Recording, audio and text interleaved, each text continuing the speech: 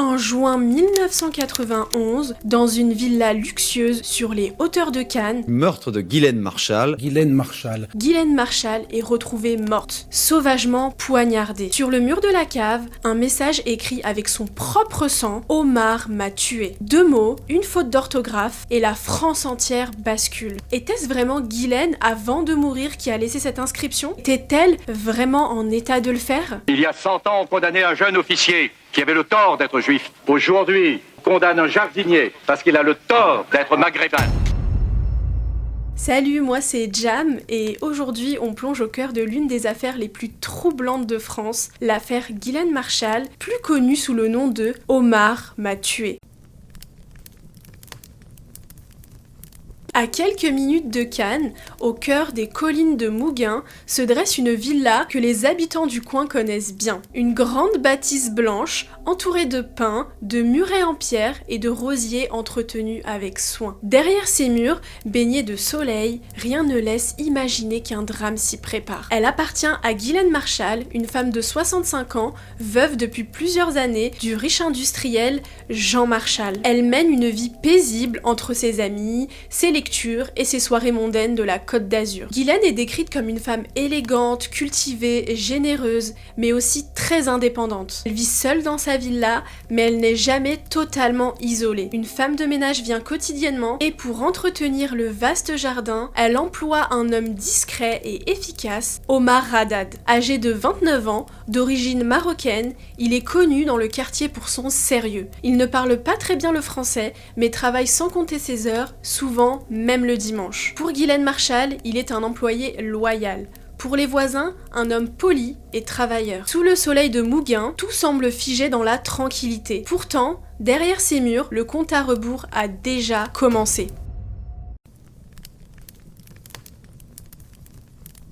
Le 24 juin 1991, la journée de Ghislaine commence comme tant d'autres. Elle passe un appel à une amie vers 11h30 et ensuite elle est attendue à déjeuner chez sa voisine. Mais malheureusement, elle ne se présentera jamais. Ses amis, inquiets, se rendent alors à la villa La Chamade. Ils sonnent, appellent, font le tour de la villa depuis l'extérieur, mais rien. Les volets sont fermés, la voiture est là, mais personne ne répond. Pensant à une absence imprévue, ils repartent sans insister. Ce n'est que 2 jours plus tard, le 24 juin, que la gendarmerie est alertée. À leur arrivée, les gendarmes constatent immédiatement quelque chose d'étrange. La maison est bien fermée de l'extérieur, aucune trace d'effraction, tout est en ordre, presque trop en ordre. Ils inspectent les pièces une à une, le salon est impeccable, la cuisine rangée, la chambre vide, pas de traces de lutte, pas de désordre apparent. Alors qu'ils s'apprêtent à partir, un petit détail les arrête. Une grille menant au sous-sol. Ils descendent et là, la découverte les fige. La porte est fermée, verrouillée, mais de l'intérieur. Ils hurlent, frappent à la porte en vain. L'un d'eux décide alors de forcer l'entrée et là, très étrange, la porte était bloquée par un lit de camp et une barre métallique juste derrière. Dans l'ombre de la cave, les gendarmes distinguent une silhouette au sol, celle de Ghislaine Marchal en peignoir de bain, gisant dans une mare de sang. Elle a été violemment poignardée et semble difficilement reconnaissable. Un doigt lui a même été coupé. Ghislaine a été sauvagement agressée. Son meurtrier ne lui a laissé aucune chance. À côté d'elle, sur une porte, tracé d'une main affaiblie, un message en lettres de sang. Omar m'a tué. Et un peu plus loin, à peine lisible, Omar mate. À côté, une trace de main ensanglantée, comme si l'auteur n'avait pas la force d'aller au bout de sa phrase. L'inscription elle-même interroge. On y lit Omar m'a tué ER au lieu de Omar m'a tué EE. Une faute grammaticale étonnante pour une femme comme Ghislaine Marchal. Vous comprendrez pourquoi un peu plus tard. Qui a pu s'en prendre à Ghislaine Marchal? Pourquoi une telle cruauté? Et surtout, où est l'arme du crime? Sur la porte, 2 mots, une faute, et l'un des plus grands mystères judiciaires de France venait de naître. Dès les premières heures de l'enquête, la scène intrigue autant qu'elle trouble. Comment cette femme, grièvement blessée, aurait-elle pu écrire ces mots? Pourquoi la porte était-elle bloquée de l'intérieur? Et surtout, qui est Omar? Très vite, les gendarmes prennent au sérieux ces mots et s'intéressent à un certain Omar Haddad, le jardinier de Ghislaine Marchal. Il travaille pour elle depuis 4 ans, sans la moindre histoire, toujours ponctuelle et toujours poli. Mais son prénom, inscrit sur un mur, suffit à faire de lui un suspect. Le 25 juin 1991, les enquêteurs se rendent donc chez ce fameux Omar à Mandelieu. Omar Haddad est surpris mais calme et collabore sans difficulté. Il explique qu'il n'a pas travaillé le week-end du 22, que Ghislaine lui avait donné congé. Les enquêteurs lui racontent alors le décès de sa patronne et que son nom est inscrit là où Ghislaine a été retrouvée. Il nie formellement toute implication, pourtant, pour les gendarmes, le message sur le mur vaut un aveu. Ils estiment qu'ils n'ont pas besoin de mobile, que le texte parle de lui-même. Les perquisitions s'enchaînent donc dans son appartement, on retrouve de l'argent liquide, un chèque de Ghislaine et un carnet avec des notes de paiement. Rien qui prouve un crime, mais assez selon les enquêteurs pour y voir un motif possible. Une dette, une dispute ou un geste de colère. Le 27 juin 1991, Omar Haddad est placé en garde à vue. Il comprend difficilement les questions qu'on lui pose, il parle mal le français et donc certains mots d'accusation lui échappent. Quand les gendarmes lui montrent la photo du message sur le mur, il répète simplement « Ce n'est pas moi, c'est pas possible ». Et très vite, il donne son alibi. Le 22 juin 1991, il ne travaillait pas chez Ghislaine Marchal. Ce jour-là, il était employé chez Madame Béguin, une autre cliente dans une villa voisine. Il affirme y avoir passé la journée entière à tailler des haies et à entretenir le jardin. Il est rentré chez lui dans les alentours de midi, puis revenu à 13h pour continuer le travail. Seule une courte pause déjeuner aura interrompu sa journée. Madame Béguin, interrogée, confirme sa version. À peu près sûr que c'est pas possible que ce soit lui, étant donné qu'il travaillait toute la journée chez moi ce jour-là, et que je ne l'ai pas vu partir un seul instant.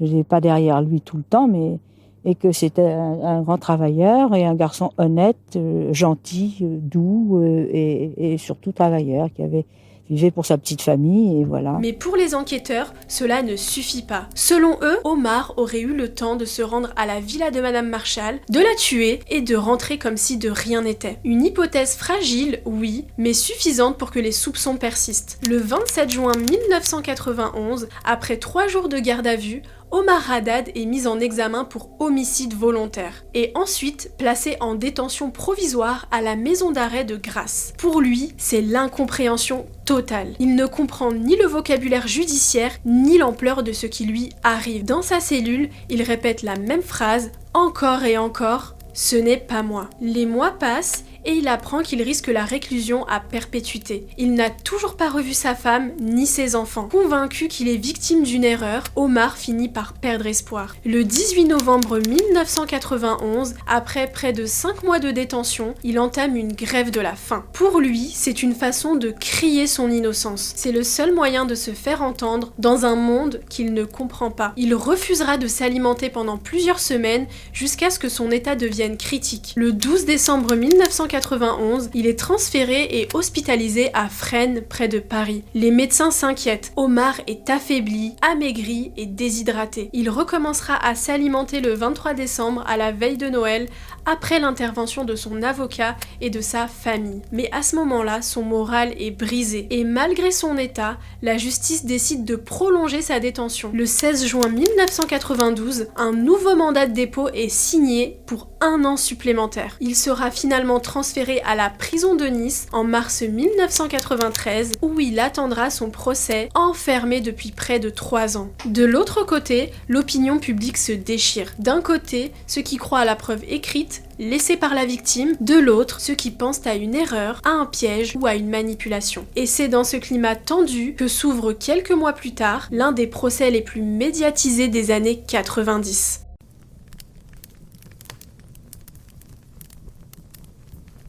Avant de devenir un nom dans les journaux, Omar Haddad était simplement un homme discret, travailleur, venu en France pour offrir une meilleure vie à sa famille. Né en 1962 au Maroc, il grandit dans une famille modeste près de Marrakech. Il est le seul de sa famille à n'avoir jamais été à l'école, il ne sait ni lire ni écrire. À 20 ans, il quitte son pays pour rejoindre son père en France, déjà jardinier, avec une idée simple, travailler. Après quelques années passées sur la Côte d'Azur, il devient jardinier. Sérieux, poli, toujours disponible, il se fait rapidement apprécier et se construit une excellente réputation. Il se mariera avec une certaine Latifa et aura 2 enfants. En 1987, il est embauché par Ghislaine Marchal. Pour elle, il est un employé loyal. Pour lui, elle est une patronne respectée, exigeante, mais juste. C'est donc cet homme que les enquêteurs vont avoir dans le viseur.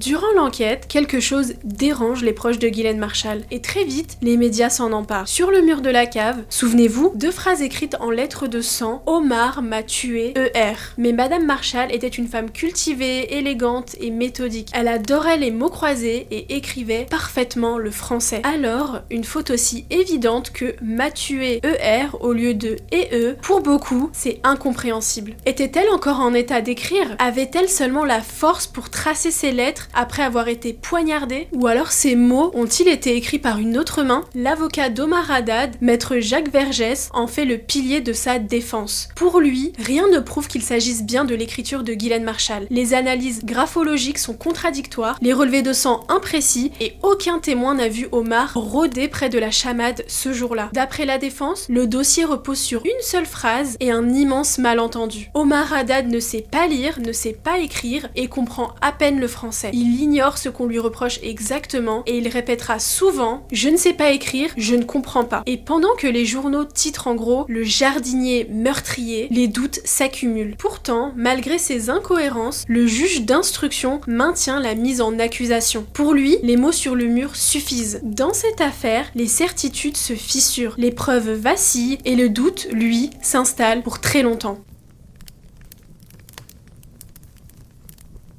Le 24 janvier 1994, dans le palais de justice de Nice, s'ouvre l'un des procès les plus médiatisés de France. Dans le box des accusés, Omar Haddad, 31 ans, et les yeux perdus dans la salle. Il comprend à peine ce qu'on lui dit. Les mots du procureur, les termes du juge et les questions des journalistes. 3 ans après le meurtre de Ghislaine Marchal, la France entière pense connaître l'histoire. Un jardinier étranger, sans éducation, accusé d'avoir tué sa riche employeuse. Avec lui, maître Jacques Vergès, l'un des avocats les plus redoutés du pays. Il démonte pièce par pièce le dossier. Il rappelle que tout repose sur une seule phrase écrite dans le sang: Omar m'a tué. Pas d'empreinte d'ADN, pas de témoin, juste une inscription dont personne ne peut prouver l'origine. À la barre, les enquêteurs défendent leur travail. Pour eux, le message est une preuve directe, un dernier acte de lucidité de la victime. L'opinion se divise. Certains voient un meurtrier, d'autres une erreur judiciaire. Pendant les audiences, Omar garde la tête baissée. Il ne parle presque pas. Quand il prend la parole, sa voix tremble: je n'ai rien fait. Après 6 jours de débat, le verdict tombe. Coupable du meurtre de Ghislaine Marchal et 18 ans de réclusion criminelle. Omar reste immobile. Dans la salle, certains applaudissent, d'autres pleurent, mais dehors, les doutes persistent. Car une condamnation ne suffit pas toujours à éteindre une question. Et si la justice s'était-elle trompée? Il y a 100 ans, on condamnait un jeune officier qui avait le tort d'être juif. Aujourd'hui, on condamne un jardinier parce qu'il a le tort d'être maghrébin.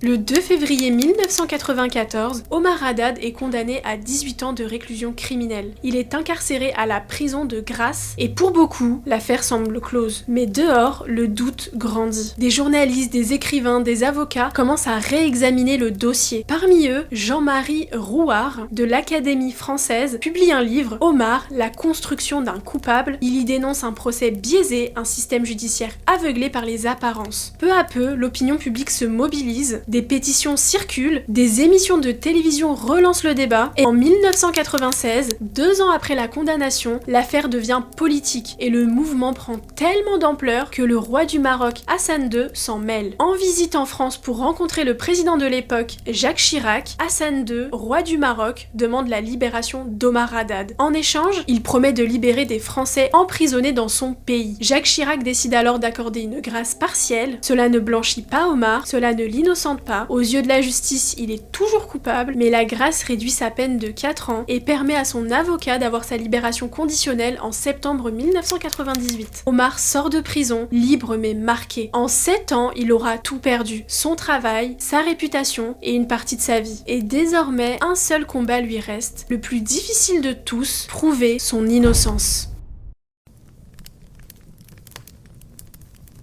Dans les années 2000, les progrès scientifiques redonnent espoir. En 2001, de nouvelles analyses ADN sont effectuées sur les scellés de l'affaire. Des traces masculines inconnues sont découvertes sur la fameuse porte de la cave, la même où figurait l'inscription « Omar m'a tué ». L'ADN ne correspond pas à Omar Haddad. Mais la justice estime que ces éléments ne suffisent pas à réouvrir le dossier. En 2011, son avocate Sylvie Noakovic dépose une nouvelle demande de révision, appuyée sur 2 empreintes génétiques d'hommes différents retrouvées mêlées au sang de la victime. Là encore, la justice refuse. En 2021, soit 30 ans après le meurtre, l'affaire rebondit une nouvelle fois. Le parquet de Paris ordonne de nouvelles analyses ADN, cette fois avec des techniques beaucoup plus avancées. Résultat, 36 traces génétiques sont identifiées sur les scellés. Aucune ne correspond à Omar Haddad. En 2022, la justice reconnaît officiellement que ces éléments constituent de nouveaux faits, mais refuse encore une fois la révision complète du procès. Omar, aujourd'hui âgé de plus de 60 ans, continue à se battre pour une reconnaissance officielle de son innocence. Il vit dans le sud de la France, loin des caméras, mais son nom reste l'un des symboles les plus forts de la possible erreur judiciaire à la française.